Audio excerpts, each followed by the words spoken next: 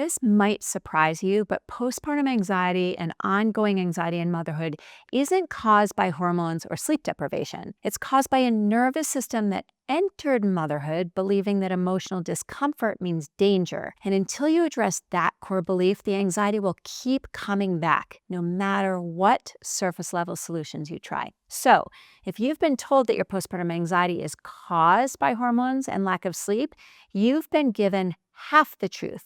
And that's why treating those things hasn't fixed it. In the next 10 minutes or so, I'm going to show you what's really causing your postpartum and maybe perhaps even ongoing anxiety in motherhood, and why it has nothing to do with being a bad mom or having something wrong with you. And then I'm going to show you what actually needs to change.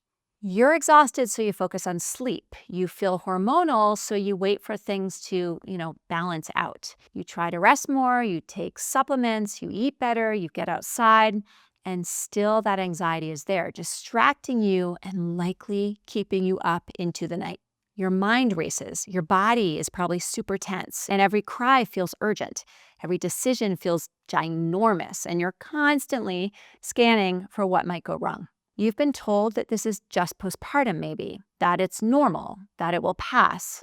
But it has been months, maybe even over a year, and you're not feeling better. In fact, you're just getting more tired of fighting it. Some days you probably wonder if you will ever feel like yourself again, if you will ever enjoy motherhood the way you hoped you would. I'm Kate Kripke, a maternal mental health specialist and parenting coach, and I've spent over 20 years working with high-performing and high-achieving moms experiencing postpartum and ongoing anxiety. And here is what I know from helping over 6,000 women. The ones who stay stuck, they're treating the symptoms. The ones who heal, they understand the root cause. Today, I'm going to break down the 4 real reasons that anxiety persists postpartum and show you what needs to shift for real lasting relief. Here's the first thing to understand. Hormones and sleep are not the root cause. Yes, of course, hormonal shifts and sleep deprivation impact your nervous system, but they're amplifiers, not causes. Plenty of sleep-deprived hormonal women do not develop postpartum anxiety, and plenty of women with postpartum anxiety don't improve even when sleep and hormones stabilize. Why? Because the root issue is so much deeper. And here's what nobody tells you. Postpartum anxiety isn't a hormone problem. It's a nervous system regulation problem that hormones and sleep deprivation expose. I've worked with women whose babies were sleeping through the night at 8 weeks, and they were still riddled with anxiety. And I've worked with women 18 months postpartum whose hormones had completely stabilized and the anxiety was still there. The common thread? Their nervous system had never learned to tolerate emotional discomfort. Ask yourself for a moment, if I suddenly got 8 hours of sleep tonight, would my anxiety totally disappear? If the honest answer is no, then sleep is not the root cause. It's a contributing factor, of course, but fixing it won't fix the anxiety. So if it's not hormones or sleep, then what is it? This is where most doctors and therapists get it wrong. The second thing to understand is this. You brought old fear-based beliefs into motherhood with you. Postpartum anxiety doesn't start after birth. It gets activated by birth, maybe even during pregnancy. Most women enter motherhood carrying unconscious beliefs formed years or maybe even decades earlier. Sounds something like, I'm not enough, or I can't let people down, or if I can't control things, something bad will happen. Motherhood, with its constant uncertainty and emotional intensity, it activates these beliefs. And when they activate, your nervous system goes into protection mode. Your anxiety isn't new. Motherhood just turned up the volume on beliefs that you've carried for years. Almost every anxious mom I work with can trace their anxiety back to pre-motherhood patterns, even if they didn't consider themselves to be anxious before. That's the perfectionist who needed straight A's, or the people pleaser who did everything she could to avoid conflict, or the achiever who measured her worth by her productivity. These weren't problems before because life was more controllable. Motherhood removes control, and suddenly those old beliefs are running the show. Think of these beliefs like cracks in a foundation. Before motherhood, the house looked fine, right? Then motherhood comes like a giant earthquake, not because motherhood is bad, but because it shakes everything. And the cracks that were always there, they suddenly become visible. The anxiety isn't the earthquake, it's the cracks being exposed. What belief about yourself did you have before becoming a mom? Maybe it's something like, I need to be perfect to be worthy, or I can't disappoint people, or again, something like, if I'm not in control, I'm not safe. Whatever it is, that's what's fueling your postpartum anxiety, not the postpartum period itself. And here's why that belief creates anxiety specifically in motherhood. The third thing to understand is that motherhood is full of emotional discomfort that you can't fix. Before motherhood, when you felt uncomfortable emotions, you probably avoided them or stayed really busy or problem solved your way out of them. But motherhood doesn't let you do that. You can't avoid your baby's needs. You can't stay busy enough to outrun the uncertainty. And you can't problem solve emotions, yours or your baby's. So your nervous system, which learned that discomfort equals danger, is constantly triggered. Achievement brain says, if I feel bad, I fix it. Motherhood brain says, you're going to feel bad and that's okay. It's expected and normal and very, very human. Your nervous system hasn't learned that yet. I see this with every high-achieving mom. At work, anxiety motivated them. It pushed them to prepare, to perform, and to succeed.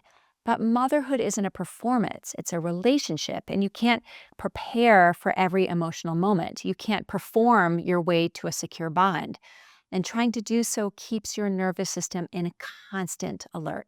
The shift that needs to happen is moving from, if I feel uncomfortable, something is wrong, to I can feel uncomfortable and still be okay. So we want to stop doing these things. We want to stop trying to eliminate all discomfort, yours and your baby's. We want to stop treating every hard moment as a problem to solve. And we want to stop believing that you should feel calm and happy all the time. And we want to start doing this. We want to start noticing when you're feeling discomfort and practice saying, this is uncomfortable, not dangerous. We want to start letting emotions exist without immediately trying to fix or change them. And we want to start recognizing that emotional discomfort is just part of motherhood and that resisting it is what's creating the anxiety. Once you understand this, the real solution becomes so obvious, and it's not what everyone is telling you. Okay, I'm going to pause for just a moment. If this is resonating, come join the party and subscribe. I share science-backed tools for postpartum and ongoing anxiety in motherhood that actually address the root cause, not just the surface symptoms. Okay, one more thing here I want you to understand. Your nervous system needs retraining, not management. As we've been talking about, the real cause of postpartum anxiety is a nervous system that hasn't learned to feel emotional discomfort and still believe it's safe. And the solution is retraining it through direct experience, not through managing symptoms. You can't think your way out of this. You can't meditate, journal, or positive affirmation your way to lasting change. Your nervous system learns through experience, not through information. It needs repeated proof that emotional discomfort doesn't mean danger. And once it learns that, the anxiety dissolves. Think of it like learning to swim. You can read books about swimming, you can watch videos, you can understand the mechanics perfectly, but until you get into the water and your body experiences staying afloat, you won't truly believe that you can swim. Your nervous system is the same. It needs to experience safety in discomfort, not just understand it intellectually. So here is a retraining practice. Starting tonight, I want you to practice this daily. Step 1, identify a moment of emotional discomfort. Maybe it's guilt around working or fear when your baby cries, or I don't know, uncertainty about a parenting decision. Maybe frustration when things don't go as planned. Step 2 is, instead of fixing, avoiding, or analyzing it, I want you to feel it. Where is the discomfort in your body? Like in your chest or your throat or your belly, maybe your jaw? What does it physically feel like? Tightness, heat, pressure? Can you let it be there for 60 seconds without trying to change it? Remember that breath I taught you in the previous videos? Long inhale, longer exhale. This breath sends the message to your nervous system that you can both feel this discomfort and still be okay. And then step 3, while feeling it, I want you to say to yourself, literally say to yourself, this is uncomfortable. I am still safe. My baby is safe. This feeling is temporary. And then step 4, breathe normally and wait. Don't try to make it go away. Don't analyze what it means and make up a whole story. Just let it exist while you stay present. The feelings are never the problem. Here's why this works. You're giving your nervous system direct evidence that emotional discomfort can exist without being dangerous. And each time you do this, you are rewiring the belief that discomfort equals threat. Over time, your nervous system stops reacting to normal motherhood emotions with anxiety. And here's what changes. Within a week, you'll notice uncomfortable emotions don't trigger the same panic response.